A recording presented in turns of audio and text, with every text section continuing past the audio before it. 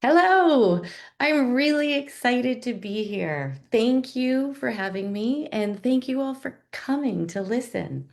I'm Erin Porter, a family autism coach from Canada with 30 years of experience in education and working with families of children with autism. My journey began in classrooms where I noticed patterns in children with autism that didn't quite make sense to me. Over and over again, I saw children with autism could perform tasks in one environment, but not in another. They were capable because when coached or rewarded with the right item, they could or would do what they were requested to do.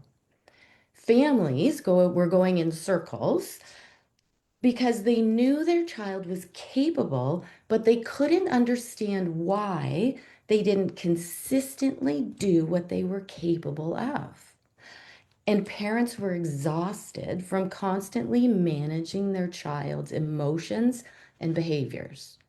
And I was stumped. What I'm sharing today isn't just theory or academic research. It's born from thousands of hours of observing these patterns, asking deeper questions, and ultimately discovering an approach created by Jenny Roberts, a colleague in Australia, that aligns with my own beliefs and helps families break free from the cycles that keep both them and their children stuck. What I'm about to show you might seem counterintuitive at first, but for many families, it's been transformative.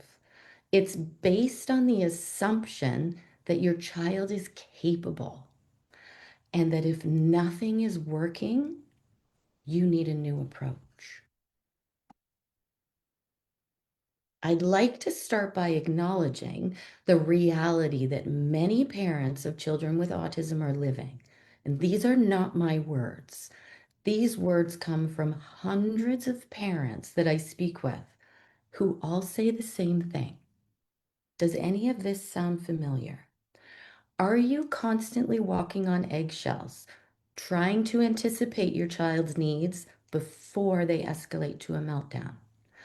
Do you find yourself guessing what your child wants because clear communication is a challenge? Many parents tell me they've become the exclusive manager of their child's life, which is both isolating and exhausting. Do these daily concerns about life consume your thoughts? Will my child ever sleep through the night in their own bed? How can I expand my child's diet beyond safe foods? When will toileting independence develop? Will they learn to manage their own emotions without meltdowns? Can they develop the self-care skills needed for independence? Here's what fascinates me. Almost every parent that I work with can identify moments when their child demonstrates they are capable. Parents I've spoken with say they've seen glimpses of things, and they tell me things like, my child will use the toilet at school but refuses at home. She'll eat vegetables at grandma's house, but throws them at the floor on the floor with us. Or he can get dressed with his favorite therapist, but acts helpless with me. She falls asleep easily when one parent puts her to bed, but not with the other.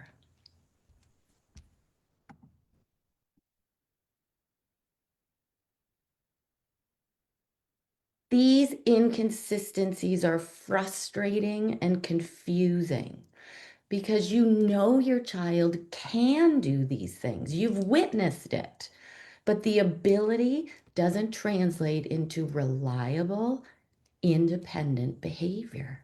Does that sound familiar? It's because none of this is based on ability. If we can agree that your child is capable, then we have to look away from ability in a different direction.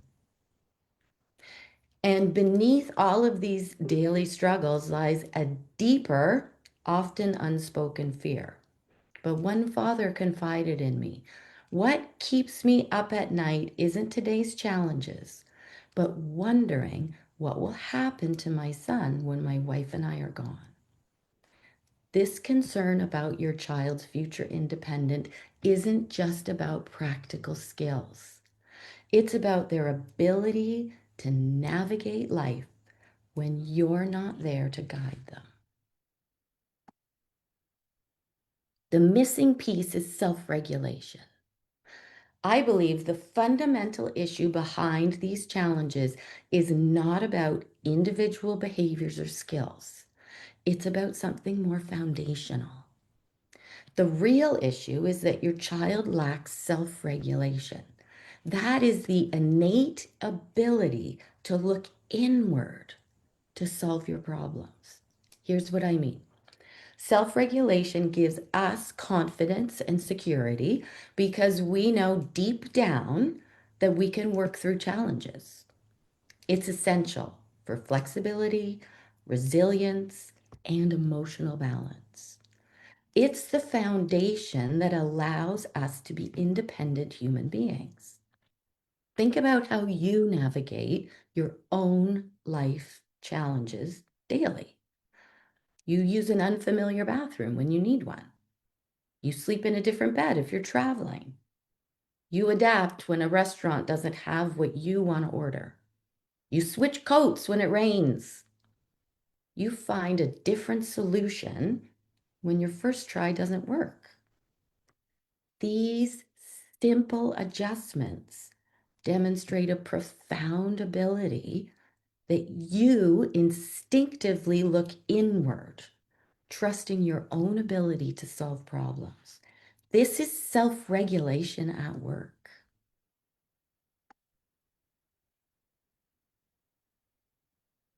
If your child is struggling to eat, sleep, toilet, play, self-care, or cope, then they are not looking inward like you do. They are looking to other people or things to solve these problems, not to themselves. Without self-regulation, your child will continue to look outside themselves for someone or something to provide the solution they can't find within themselves. This creates a loop, and it keeps both you and your child stuck. And you're likely managing some or all of your child's sleeping, eating, self-care, play, coping, and toileting.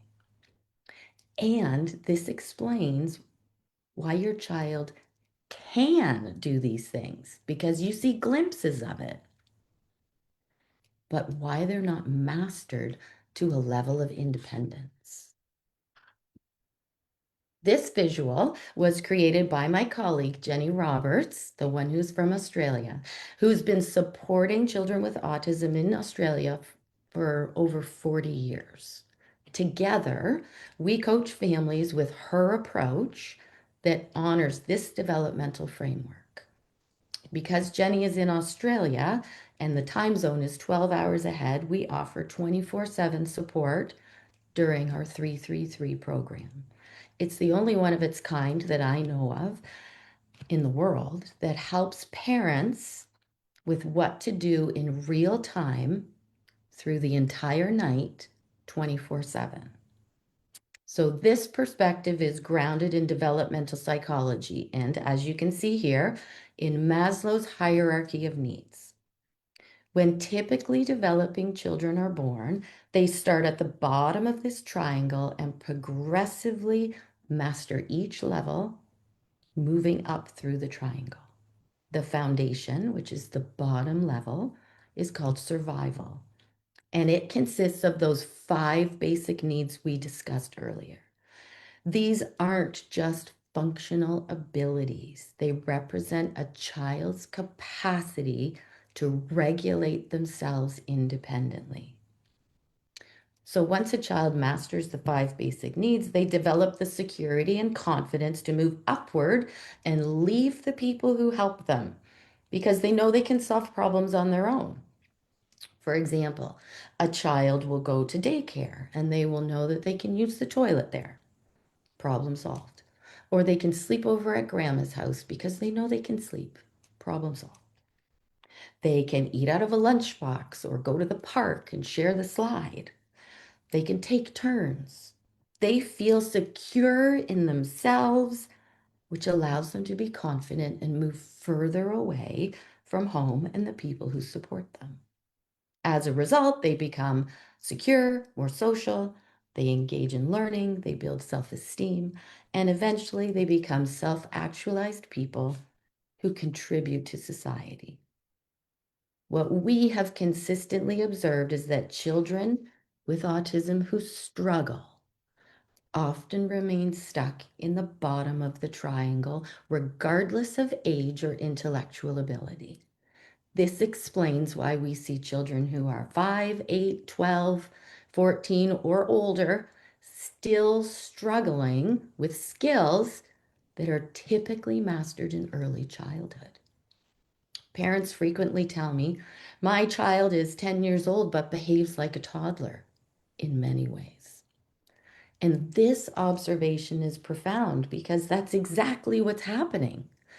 Your child may be physically growing, but remain at the survival level because they haven't yet mastered the self-regulation needed to progress and feel secure with themselves. This is where it becomes clear that it's not about skill because parents have seen how capable their child is. This perspective helps us explain why traditional skill teaching approaches often fall short.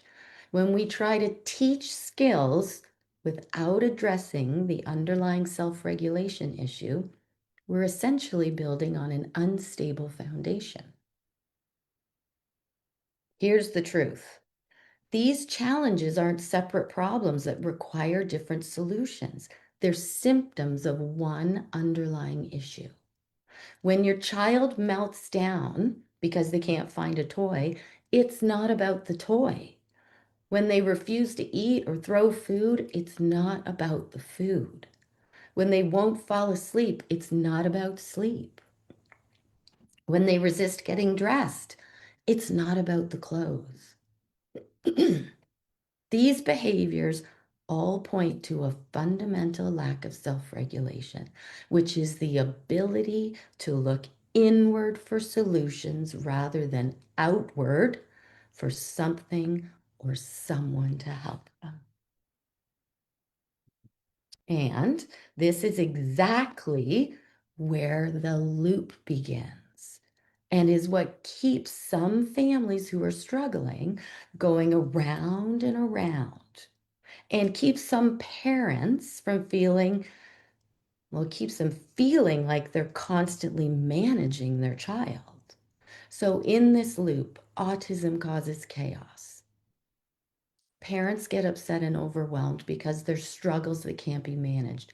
You can think of your own struggles that can't be managed. Then the child gets upset and overwhelmed, and everything goes back to the top again, where the parent says, well, this is autism. We're living with autism. This is the way that it has to be.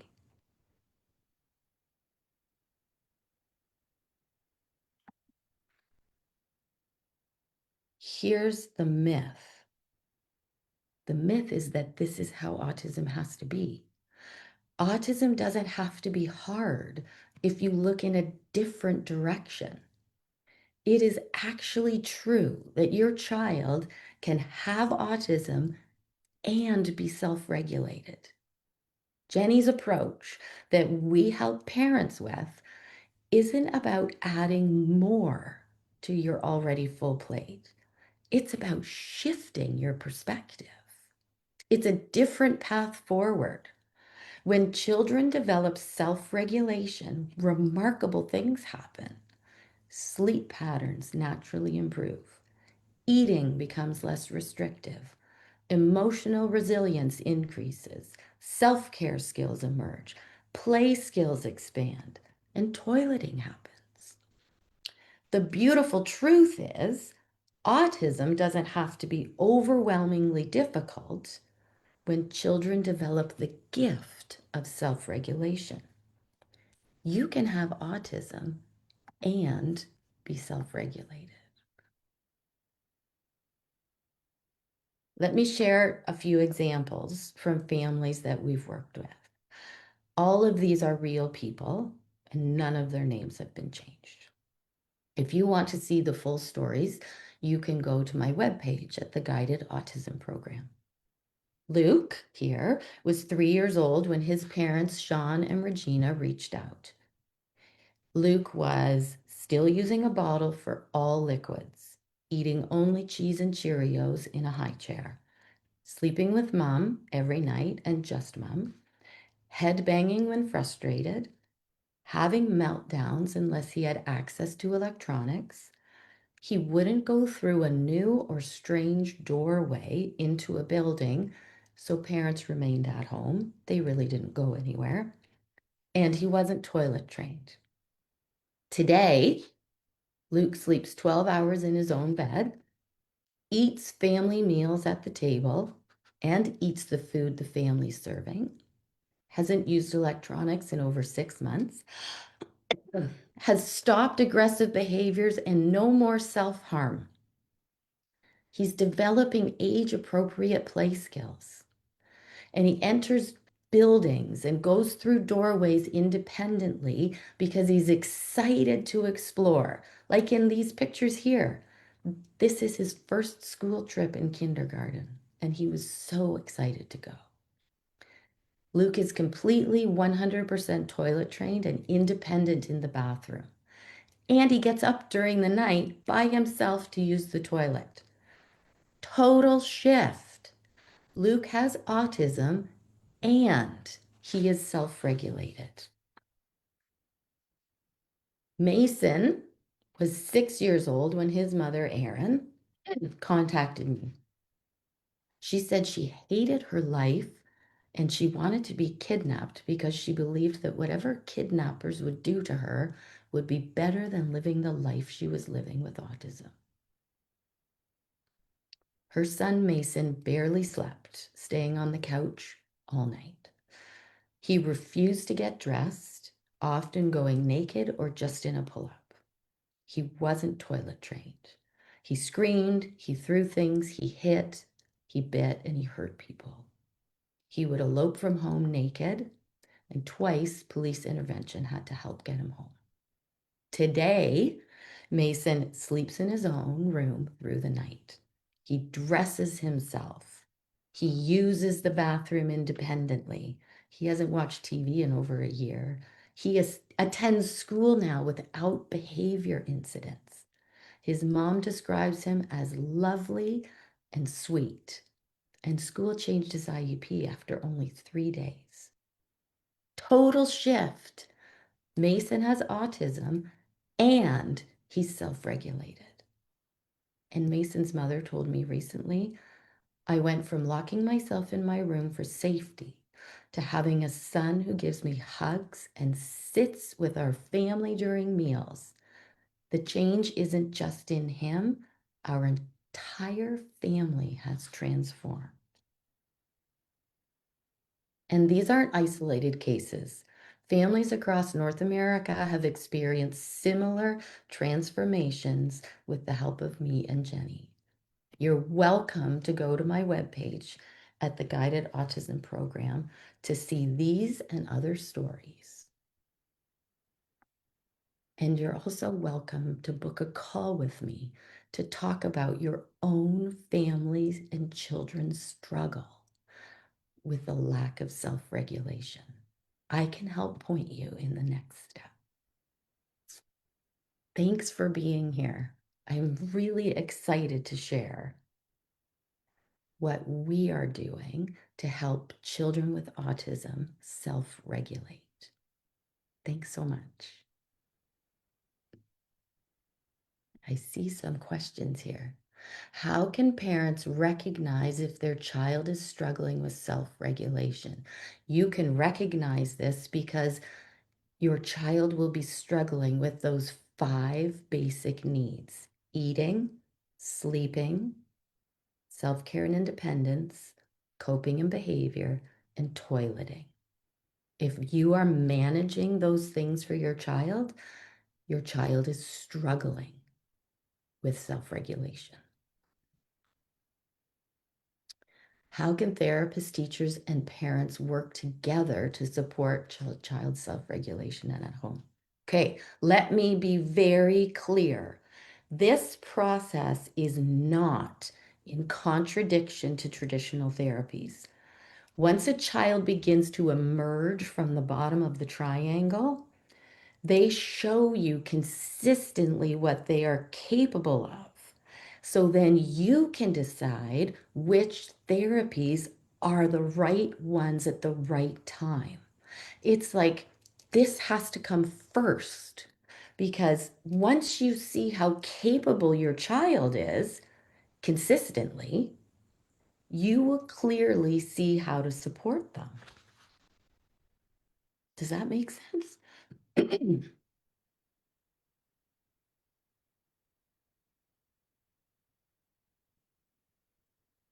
Thank you so much for today. Goodbye.